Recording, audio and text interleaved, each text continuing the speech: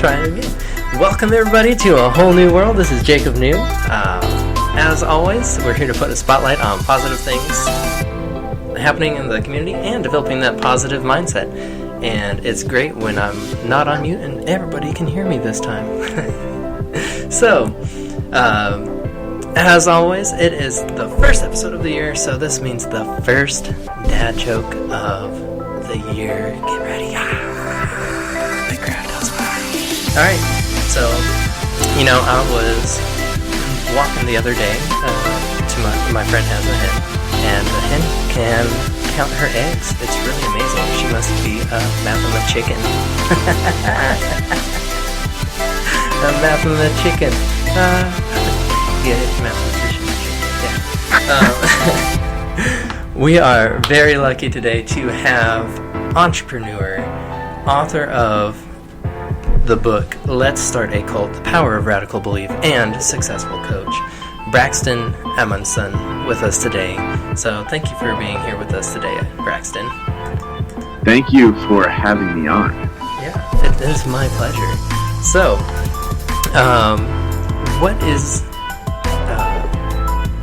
what got you started on your path, like entrepreneur? So you sent me the book, I've read it, and were you? I first want to ask you about the entrepreneurism. Were you? Do you feel like you were born with that, or where do you think you got that from? And what have you done? I definitely don't think I was born with this mentality, and it's all mindset. Everything that I've learned is something that I've developed over time. Okay. And I was by trade. I went to college for industrial engineering. So what I was more interested in was solving math problems, solving physics problems. And when I was 21 years old, I went to Penn State University. Joe Paterno he just died, and all that stuff with the Sandusky scandal came out. And nobody wanted to hire Penn State students, like nobody. So I ended up getting into entrepreneurial work that way, because I was like, man, I need something to do over the college to get experience. They're not hiring that many Penn State students this time, so who's always hiring is entrepreneurial business. Yeah. So I ended up selling children's books, educational little kids readers, up to the college textbooks, door to door for 3 summers. I traveled to Oklahoma, Missouri, and Texas. Actually, right down by you, I was in Baytown, Texas. Okay. For my 3rd summer selling books. Are you familiar with Baytown? No, I'm actually not too familiar with Baytown. It's in Houston, I think. Yeah. Yeah, it's right. Yeah. It's right outside of Houston. Yeah. So, I did that for a while, and it had me realize that freedom comes when I choose to take on my life. And in doing that, I wasn't particularly good. I wasn't particularly awful at this job. I was basically average. And this is the selling books, right? Yeah. Okay. But it also had me, for the first time in my life, starting to think about things differently. Hey, I can be the best in the world as opposed to just another person. So I can go. Yeah, go ahead. No. So when you say taking on the world, right? What do you mean by that? When you said that earlier, I can't quote it exactly, but I'm writing my own story essentially. Sorry. Yeah, so I've done a bunch of self-development courses over the past couple years, and something that one of my old coaches used to say is fight for your life, not your survival. In my experience, 95 to 97% of the people are fighting to survive. They're paying their bills, they're paying their mortgage, and they're buying food. And they're going on a vacation once or twice a year. And when it comes to, I coach people all the time, and I say,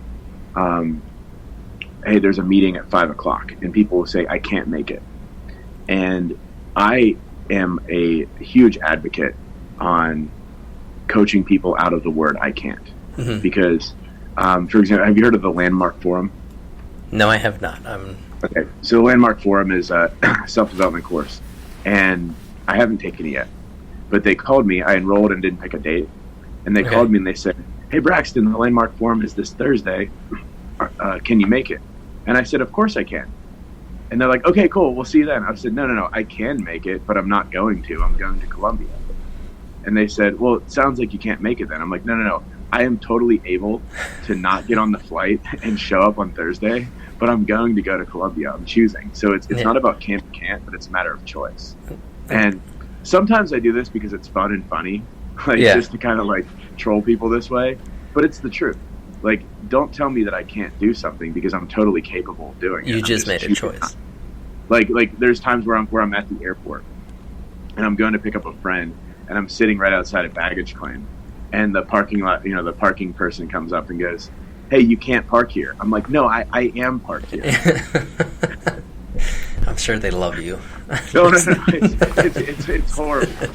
It's horrible, but it's like it's kind of like my way of being like no, be intentional with language. Like, so when I'm doing like when I'm doing my business, I have another business where I buy and sell college textbooks. So I found a market inefficiency where, and this is all in my book, where I found that college professors have like hundreds of books in their office and they use like 2 or 3. Okay. And these books are worth, $50, $60, $70, sometimes $100. And you can get them off of them for like $5 to $10. Really? And it's like, hey, I'm just cleaning out your office. Like I kind of market it as I'm going to pay you to clean out your office. And so I pay them like $50 and I take out like 10 books that I sell for $80 each. It's hilarious. But what I found from that is like sometimes, people don't want people there. So like a secretary will be like, hi, can I help you? And I say, no, I'm good. What they're actually saying is, what the hell are you doing here? Like, hi, can I help you? What are you doing here? Yeah. And I'm like, no, I'm good. You can't help me. You actually are by design in your role to prevent me from doing what I'm doing. So you're actually doing the opposite of helping me. So no, I'm okay. And then I keep walking, and their faces are always like really fun. It's really funny. I'm like, but my whole point is ask a specific question. Mm-hmm. Hi, what are you doing here? You don't look familiar. Or hi, this. Like people are afraid to really speak into. And I talk about like making powerful declarations. Yeah. So I call it putting your ass on the line. So the analogy that I use in my book is the Independence Day, 4th of July. Mm-hmm. So the 4th of July was when basically our country was ruled by England, and we said, hey, right here, right now, we're a free nation. And, Texas has totally declared themselves a free nation several times before, but no other country has recognized it. Yeah. So, in order to declare yourself to be a free nation, you're not necessarily a free nation yet, because multiple countries get to recognize you to be a nation. And on July 4th, 1776, our country said, hey, right here, right now, we are a free nation. And we weren't recognized as a free nation until 1783, when the war with England ended. But we celebrate our Independence Day because that was the day that we declared ourselves a free nation, and we put our ass on the line. We made a powerful declaration, and we pledged our lives, fortunes, and sacred honor in order to live into that declaration. So when it comes to really being intentional with language, I use this analogy. Have you seen the movie Bedazzled with Brendan Fraser? I have. It's been a long time though since I've seen it. You'll love this one. This is what I use in coaching all the time because it's funny, but it also lands. So in that movie, Brendan Fraser was after a woman, mm-hmm. and he made a deal with the devil that basically the devil said, I can make you into whoever you want to be in order to win this woman. So he's like, okay, I want to be tall, strong. I want to be athletic. I want to be a star player. I want to be rich, and boom, just like that, he's the star player on a basketball team, and he's slam dunking over everyone, and the crowd's cheering him. They love him, and he goes in the locker room, and they're interviewing him, and he's like, oh man, I got this down. He takes his towel off, and he has a really, really tiny penis. And so did he become what he asked to become? Yeah. Yes. Did he become what he actually wanted to become?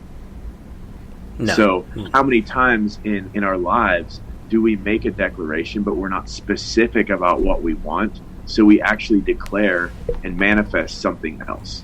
So what I coach on is being very, very specific. So I coach people on relationships and business success and personal health.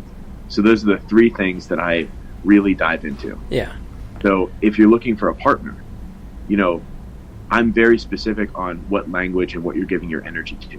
Because a lot of, like if I'm coaching a woman, she'll be like, I want a guy that's handsome, that's fit, that's not controlling, that's not manipulative. And I say, okay, you're giving your energy to handsome, fit, manipulation, and control. Your brain does not hear not. Yeah. So when you see a person that's handsome, fit, controlling, and manipulative, you're going to go, oh, I recognize this. And then you're going to be with a handsome, fit, controlling, and manipulative man. So I say, what's the opposite? What's on the other side of control and manipulation? Surrenderous, open, vulnerable. Okay, cool. It sounds like that's what you want. Yeah. Go ahead. I really like what you're saying. Sorry to interrupt. But as you're talking about this, I keep thinking about my 5th grade class, and when we're talking about rules, they're like, oh, don't run in the classroom. We're like, no. What is it that I want you to do in the classroom? Oh, walk. We're like, yeah. So we're going to write down walk in the classroom. Because for that same reason, like we don't hear the no, you just hear run or manipulation. So I love that you're helping people being more careful, selective about their words, and because the words matter, and what we say, what we do, directly brings towards us what we're saying. So. You know what I really respect about you right now, just from what you're speaking? You're teaching people at a young age. Because, like, a 5th grader, what are they, 10 and 11-year-olds? Those 10 and 11-year-olds are so much more open to what you're saying. Like, they get it. They get it. So, like, when I coach people, they're like, you teach me so much. I'm like, no, I don't. Because I'm not about teaching anyone anything. I'm about unteaching everyone everything. Yeah. So my brother's a high school math teacher. Okay. And I'm like, okay, so you teach kids to become adults, and I teach adults to become kids. It's crazy how that works. And I don't know if it's just society in general that, I mean, we've all kind of got set in our ways, but people have just kind of let it skate by, and to go and for people to be different it's difficult a lot of the times. So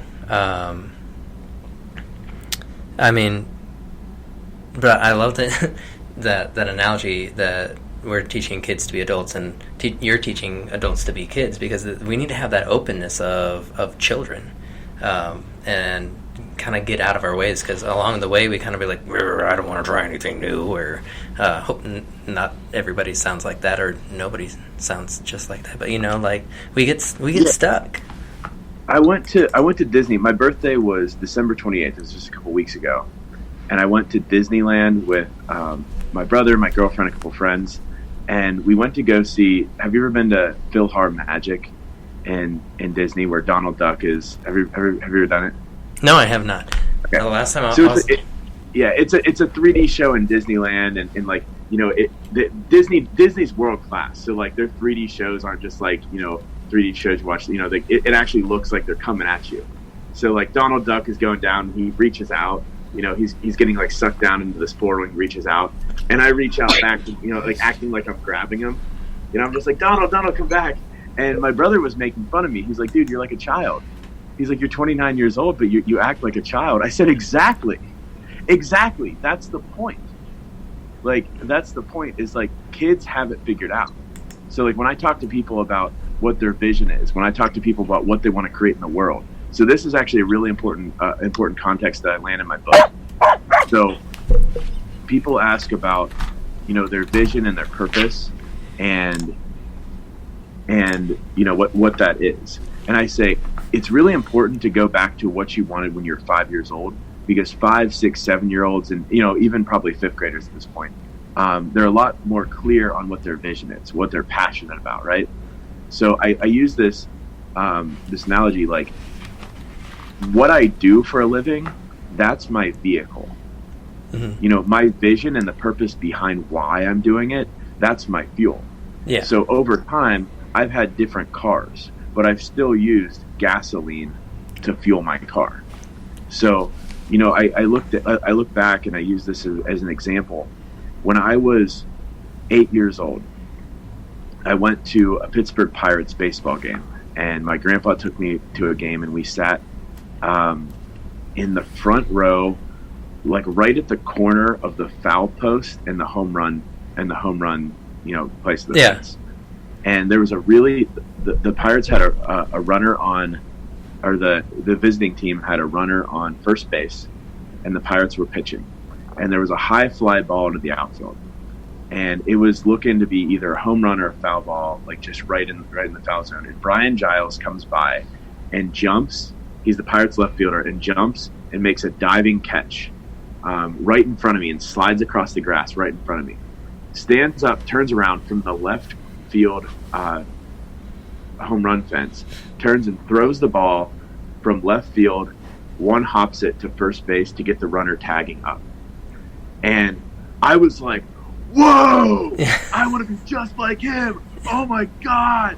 Like, I want to be just like that when I grow up. I was so inspired. I felt so much freedom, and I was enthusiastic, right? Yeah. So I'm like, oh my God, I want to be a baseball player so I can inspire, create freedom, and be enthusiastic at every single moment of my life. So I'm 29 years old. I haven't played baseball since I was 13 years old. Dude, you got this. I am okay with not becoming a professional baseball player. Like, I'm okay with that because my vehicle changed. Mm-hmm. So, but my vision of creating inspiration, enthusiasm, and freedom still remains the same. So no matter what I do, if I'm on this call with you right now, I'm creating inspiration, enthusiasm, and freedom. If I'm going to work, I'm creating inspiration, enthusiasm, and freedom. That's my vision. That's my fuel. That's what drives me, because I want to go back to that 7-year-old kid who was so excited when he watched a double play. I mean, dude, that was crazy. Like, I've been looking for that video on YouTube for years, because I'm like, dude, I was right there. I'm sure, like, if I could actually find it, you could probably even see my, like, little 7-year-old self standing up and cheering. Like, dude, he was right in front of me. Yeah.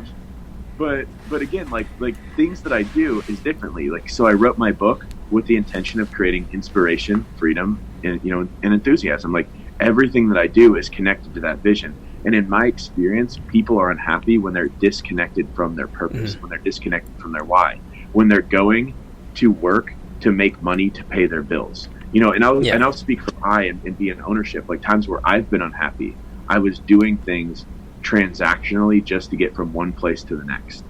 And what I realized, I've been a man for a really, really long time. I was horrified of getting hurt in a relationship.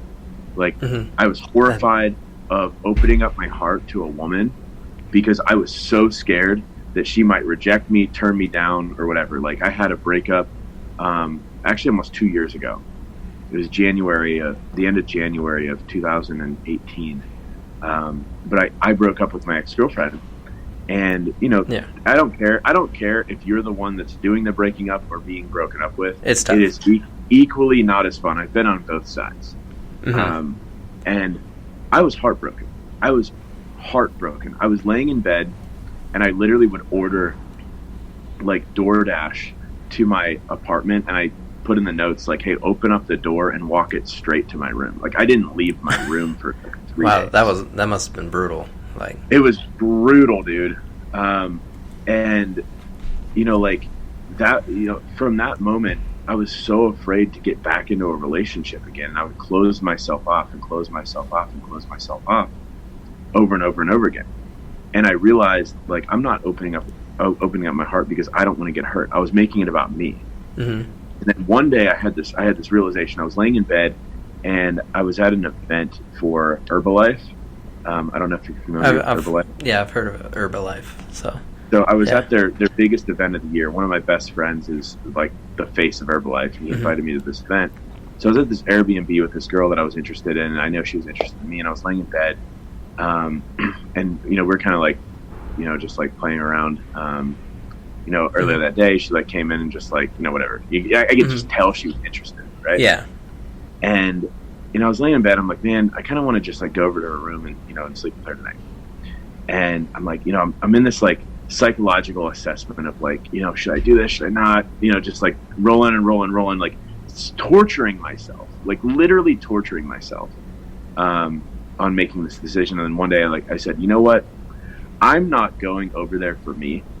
I'm going over there because this girl deserves to be with someone that makes her happy. And because I'm being selfish right now, making it about me, I'm robbing someone else of an opportunity.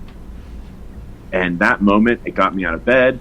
I walked over and I said, hey, do you want to cuddle? She said, yeah. And we cuddled, right? Yeah. So I realized, like, I'm not opening up my heart in a relationship to make myself happy. I'm opening up my heart in a relationship to be a stand for vulnerable, authentic relationships across the world. And when I make it so much bigger than myself, I'm fueled and powered by 6 billion plus people instead of just one or two. No, I really like how you're saying you didn't just make it about yourself. You're depriving that idea that you're depriving of others of the happiness you can bring them, whether it's in a relationship or even just in a job setting. Or I think back to when I was in school. Like, I didn't want to raise my hand to share my opinion, but I was also at the same time depriving people of another point of view. It's things like that. And so it's important to think that all of us have something to contribute.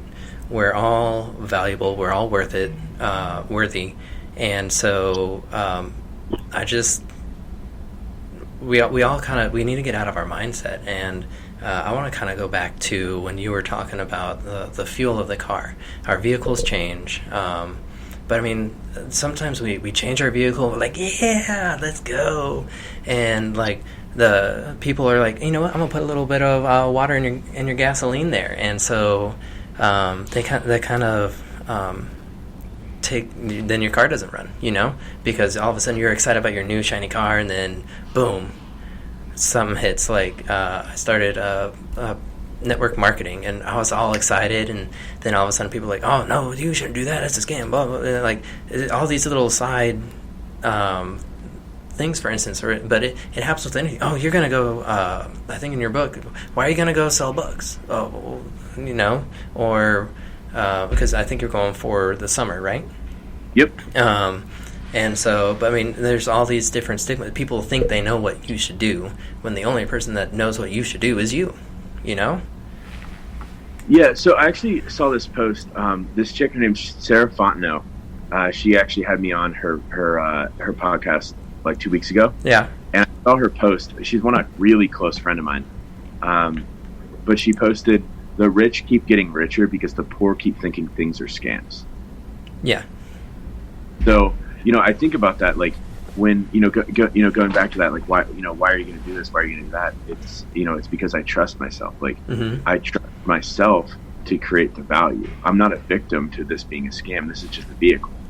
And like thinking about that, going against the drift. There's a kid's book. It's called Jonathan Livingston Seagull, and the book is about a bunch of seagulls who never took flight out of the mom's nest. And one day, the seagulls are looking around and seeing the other birds fly. And, one day Jonathan said, I'm going to do it today. I'm going to jump out of the nest and I'm going to fly. And all the seagulls said, no, don't do it. It's not safe. You would get hurt, and whatever. And one day Jonathan said, I don't care. Yeah. He jumped out and he started flapping his wings, and he ended up, hitting down on the ground, getting hurt, but he kept getting up, and he kept flying, he kept falling down. And then one day he took flight, and he came back to the nest, and he was working to, and I use in my book Enroll, he was working to enroll all the other seagulls to take the flight with him. And they said, no, don't do that. And then one day, another seagull went to take flight, and they kept pulling him back. And he joined Jonathan.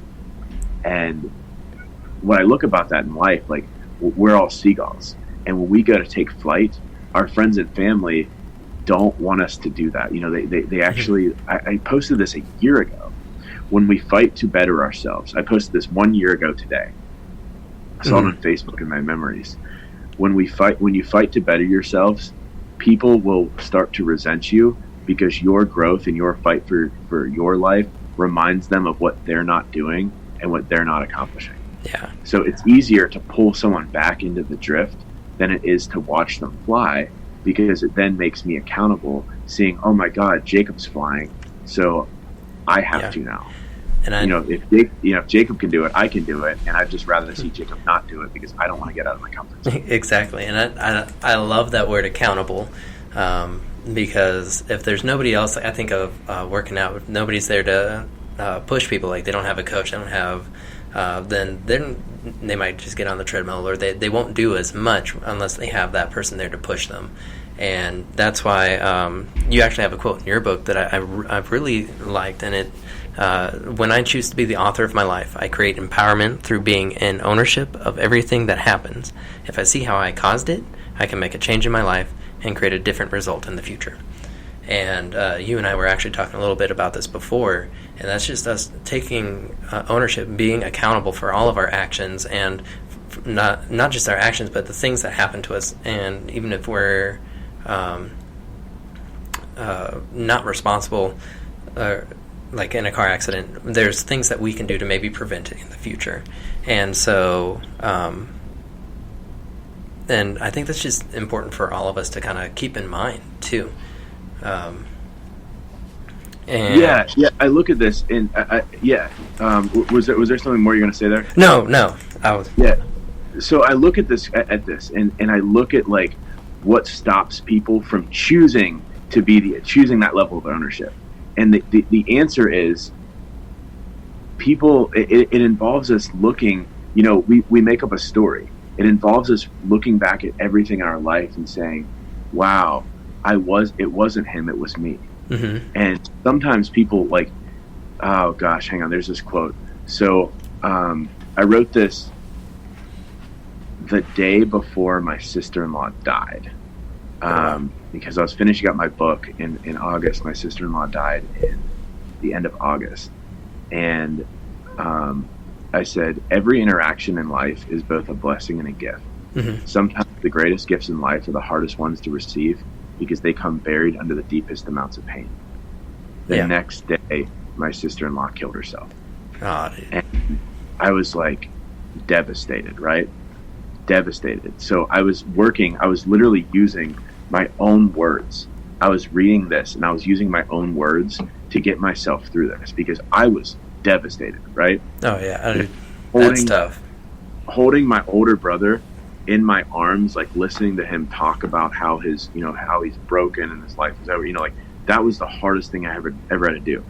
My brother had me read the suicide notes to him, and it was crazy. It's just one of the hardest things I had to do. But I look at that and I said, how is this a blessing? What's the beauty here?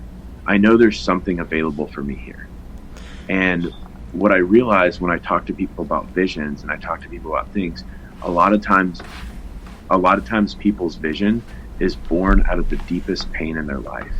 Mm-hmm. And when I look around and I say, I read these notes and basically they said, I don't feel heard. I don't feel listened to. Nobody takes time for me. And my stand for this world now has been impacted. Like, I was like, man, I really got to get out here. I really got to get on podcasts. I really got to get this message out here, mm-hmm. to be the stand that, I told my parents, I'm like, what I'm creating is a world where no one has to go through what we went through ever again. And when I understand, when people are connected, when people feel heard, when people feel listened to, when people feel cared for, they're inspired to be in action, and they're choosing life. And what I always say is, like, when I break my word, what am I communicating? How many people, do flaky people, right? Oh yeah. People that say they're going to do things and don't follow through. Yeah. Or what are they communicating? Like, that you're not important. That's how I feel. Yeah. Here's a great example. Like, if I was signing up for this mentorship program, it was $5,000, and my coach enrolled me into this mentorship program, and he said, hey, by when will you put your deposit down? I said, before I go to bed, by 10 p.m. tonight. He said, okay. The next morning, he approached me. He said, hey, just wanted to follow up and make sure you got your deposit down. I said, Michael, I dream of a world where people don't have to ask that question. I said I was going to do it, so I did it. So I always say this, like this is even in my book. If we had dinner, at 6 p.m., and someone calls me and says, at 5 o'clock, say, oh my God, I can't make it. Something came up. I always say, look, if I were the president of the United States, or this were like a State of the Union address, is it possible that something would just come up, or would you make sure that you'd make it here? Oh, I'd make sure I'd make it here. Okay, why is someone else more important than me? I will treat you like you're the most important person in the entire world. And my request is you do the same. We don't have to be friends. We do not have to be friends. If you don't want to be my friend, then don't be my friend. But if you're going to be my friend, what that means is that you follow through with the things you say you're going to do. You are senior to your circumstances, and you run your life, and your life doesn't run you. Because I'm important, and I'm valuable, and if you don't see that, then quite honestly, you should find other friends. You should find friends that you do see that in. And, like I had this, another example was I wanted to go on this date with this girl like last year. And I was like, let's go to Sedona National Park. She lived in Phoenix, and I was flying into Phoenix, and I'm like, well, I'm in Phoenix. Why don't we go to Sedona National Park? Yeah. Oh no, I think I have to work this weekend. And she was like a waiter. She was like a waitress. And she's like, I think I might have to work this weekend. I said, look, I promise you that spending 2 days with me is worth more money than making $10 an hour. I personally guarantee it. And she was like, you know what? Like, I'm in. She ended up she didn't have any money. She ended up selling a bunch of her stuff from her closet to make money to pay for her trip up to Sedona. But it's like, look, my mentor makes $20 million a year. And he was inviting me to get, to do business with him and to get on a health and nutrition program. I've lost 30 pounds. And I was like, how much is this going to cost? And he's like, about $200 a month. And I'm like, $200 a month to be coached by someone that makes $20 million a year. That's a really good deal. $200 a month for health supplements. That's going to make me healthier. That's going to support my, I already buy kombuchas, right? So $200 a month to basically pre-order things that I'm already buying, to spend time with someone that's making $20 million a year so that I can learn from him. I'm like, am I missing something? Is this not the biggest no-brainer that's ever existed? Yeah. Seriously, oh no, it's a scam. And then I signed up for Herbalife, and people were like, oh, it's a scam. Watch out, this. And I'm like, I'm paying money for a product. First off, I'm getting the product, so let go of the idea that it's a scam. You could say it's slightly overpriced, but I think $200 is pretty fair. And I'm getting, more importantly than that, I'm getting coaching and mentorship from a guy that's 39 years old, that's going to be in the Olympics this year, that's making $20 million a year. So I would pay $200 a month just for that. Yeah, I was going to say, for me, the coaching, just the $200 a month for coaching, I think that's from him would be worth it in itself. That's dirt cheap. Yeah. So I was like, dude, I must be missing something on why. And his response was, he said, honestly, if I'm coaching you, it's because I see something in you. And I see something in you that you can energetically give back to me. He's like, I don't work with everybody because sometimes people just drag me down. And I thought about that. I said, oh, he works with me because he chooses to, as opposed to he could work with anybody, and he's choosing to work with people that, that are the caliber that he's looking for. Yeah. No, and that's quite an honor. And dude, congratulations to you for being recognized for that. And in a sense, not an official, hey, here's a medal, but and I do want to touch on, and we've been talking about being accountable and essentially being true to your word and following through. And you have a story in your book, just talking about how you were on your way to a convention, and your friend had his car broke down. And so you went through a whole bunch, like a whole ordeal to help him get his car back and fix it. And I was actually talking to my kids about that, and how what you put out into the world is what you're gonna get back. Because I use that example. He went through all this trouble to go help his friend fix his car, get him to everybody to the same place. If he's in trouble now, what are people going to do for him? You know? So, I mean, the lengths that you go through for other people is what they're going to do back for you. And so I think it's hard for us to do that, though, sometimes, because it requires us sometimes to put ourselves on the back burner. Sometimes I feel, maybe. What about you? What do you think about that? Hang on, I keep getting calls coming in. Oh, no, you can. Yeah, no, I think about that, and that's a perfect. That example specifically was an example of what was my commitment, mm-hmm. and John was assigned to me to be as my buddy. So it was a 3-weekend training course. So like it was a coaching course and then every month or every 6 weeks we had a weekend come up. And so John was the guy's name, and he was my accountability buddy for the workshop. And part of the ground rules that I chose into was to take care of my buddy. I don't win unless my buddy wins. So mm-hmm. I'm like, you know what? If my buddy's in trouble, then that's my responsibility too. I made a commitment. I made an agreement to. Like I always tell people about this. Like I didn't do that act because I cared so much about the guy. Not that I didn't care about him, but I did it because I cared about my word. I cared about my word and what I was committed to. I committed to taking care of my buddy, so I'm going to do that. And, I'm not about to show up to one of these weekends without my buddy, because that's a reflection of where I failed. Mm-hmm. And I'm not willing, I look at this and like, do I break my word? I'm a human being. Of course I do, right? Of course I break my word. I'm a person. I'm a human. I'm an imperfect human. But if I'm available to, I'm the type of person that will fight until the last breath. So like, like I'll fight until the last breath as long as there's a possibility. Yeah. Like my friend's softball game. Like I had the opportunity to move my flight up 24 hours to make it there on time, and I did it because I said I would do it. And and you were coming from, for those who haven't read the book, you were coming from China.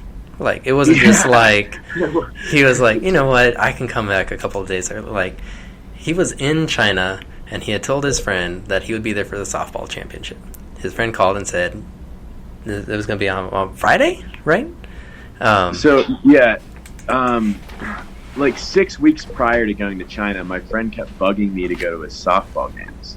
And I was like 24 years old. It was like a church league softball game. I'm like, dude, I'm not going to your church league softball games. I'm sorry. Like, I'm just not going to do that. He's like, what if we make the championship? Will you go then? I'm like, fine.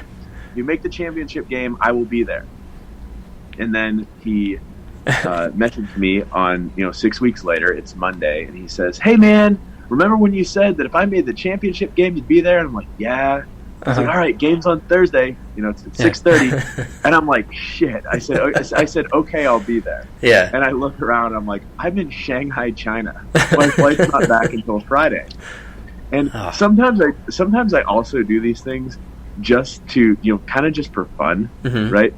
Like, kind of just like, okay, I'm going to do this. Like I kind of just do it just to see, like, it's kind of like a game to me. Yeah. But it also shows people that they matter to me. And it really does. And, we live in a world, like, would he have understood if I would have said, hey, Miles, I'm sorry. When I said I'd be there, I didn't realize that I was going to be in China. Would he have understood? Of course he would have. But it wasn't about that. Mm-hmm. Like here's an example. My mom, I invited her to come out to Los Angeles to do this training that I did. And it's something that really made a huge impact on my life. And I was like, Mom, I want you to do this because I really think that our relationship will flourish when you take this, because we'll understand each other's mindsets. Yeah. And my mom said, okay, that sounds great. And she signed up. And also it's one of those things where it's uncomfortable, it's unknown, and all this stuff. So like people's limiting beliefs get in the way. So as, things start getting approached, like I've invited hundreds of people to this training, hundreds. And I see it every time. It's like they're committed to going until about 4 days ahead of time. And then something comes 4 days ahead of time. Oh no, actually I'm small. Like I get the call that says, hey, I don't know exactly what they say, but what I hear is, hi Braxton, I know I was empowered 5 weeks ago, but I forgot that I'm small, so I won't be coming to the training. Yeah. Like that's what I hear. I like they say something different. So like I work on like supporting them back and believing in themselves and showing up. So my mom ends up not going, and it really hurt me. It really hurt that my mom made a commitment, because I said, Mom, like this is something that really really matters to me. If I'm going to take your credit card, I'm going to sign you up. I want to know that you're committed to going. Oh yeah, Braxton, I'm committed to going. And she didn't go. So it ended up taking me 1.5 years to get her to actually go, right? Yeah. And so like I was talking to her and she said, Braxton, sometimes people just change their mind. And I said, Mom, that's true. But that's not true in the world that I'm committed to creating. I'm committed to creating a world where people don't just change their mind on people, where people make a commitment and they follow through with the things they say they're going to do. And I'm like, I don't care. I do coaching. I'm like, I don't care what you do when I'm coaching people. I don't care what you do. All I care about is that you do what you say you're going to do. Yeah. So I don't care if you say you're going to go to the gym. I don't care if you go to the gym or not. But if you tell me that you're going to go to the gym and you don't go, that's where I get to step in and hold you high. Mm-hmm. Because I dream of a world where people do the things they say they're going to do. And quite honestly, the person that we as human beings break our word with the most is ourselves. So, I coach people constantly on showing up for themselves so that they can show up for others. Like I use this as an example. If I don't give to myself first, so giving to myself is very important. So like if I'm breaking my word with myself, but I'm one of those people that just likes to show up for other people, it's not actually received. I'm not giving them what they want because I'm not filling up my own cup first. I'm giving them myself, which is my empty self. And I use this as an example, like if you had a toy and you needed batteries for it, and you say, hey Braxton, do you have batteries? And I give you 2 dead batteries. I gave you batteries, but they're not recharged. That's the same way. If we don't take care of ourselves first and we don't fill up our own cups first, then that's effectively what we're doing is we're giving people dead batteries. And I also kind of think of it, I actually picture like a full cup of water. I mean, when other people try to put stuff in there, there's no room for it. So when you try new things, then there's not as much space for you to listen to them. You're always sitting there. You're full, and you can still give plenty of yourself to other people. And I think that's what really draws people to others. I think, or at least that's what I'm drawn to, is people that are they take the time for themselves. They invest in themselves. They try to make themselves better, because those are the type of people that I've run into, that I'm like, wow, I really, really enjoy meeting with you. Not somebody that's like, oh, I got all these problems, but I don't want to sit there and work on me and anything else. Yeah, I think I think of this for an example. Like, I started dating my girlfriend probably like 5 months ago, and we were hanging out, and like I love this woman to death, man. Mm-hmm.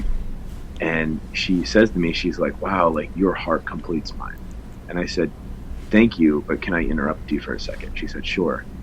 I said, "My heart does not complete yours. You are complete with or without me. And my heart can complement yours, and my heart can, I'm a whole person with or without you. You're a whole person with or without me. We're 2 whole people that choose to be around each other." And, like I think about that, like I don't need her to fill me up. Mm-hmm. I can fill up myself, and then I can overflow it, with her. But like if I'm not full first, it won't work.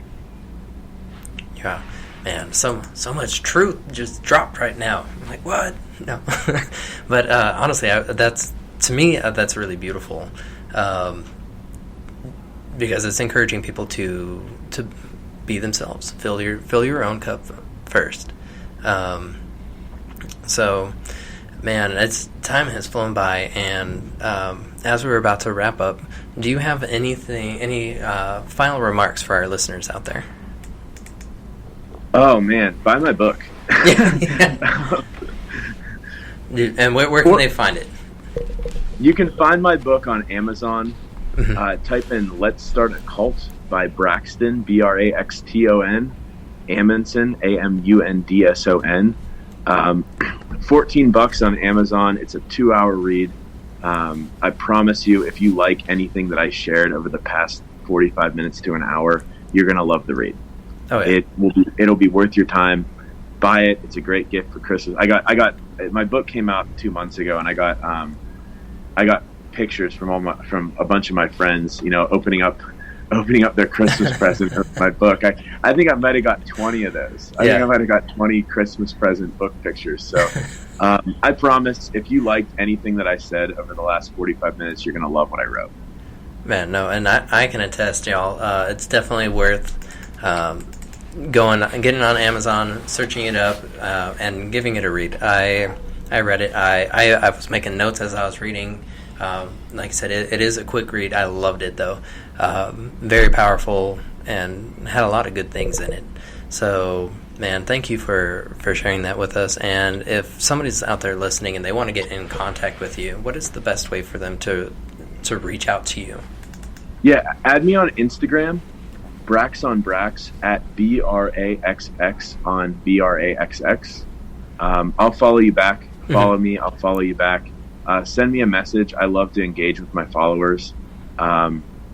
And I really look forward to, especially if you read my book, I really look forward to, hearing your thoughts and hearing, what opened up for you in your read. And I'm very available to my following.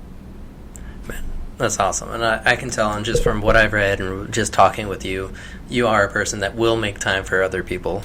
So, man, thank you for being constant and trying to make that change, because I do agree we should be more accountable to ourselves and our own word. Man, so thank you. And thank you for being a guest on the show. Yeah, of course. Thank you for having me. Hey, I'm going to send you a link to the Amazon site. If you could share that'd be great. It will we'll add that into the notes too for the show. I'll also send you my my Instagram handle. So I look forward to hearing from everyone that's listening. Thank you for having me on this show, and I really very much appreciate your time. No, thank you so much. And as always, for the rest of you listeners out there, thank you for tuning in.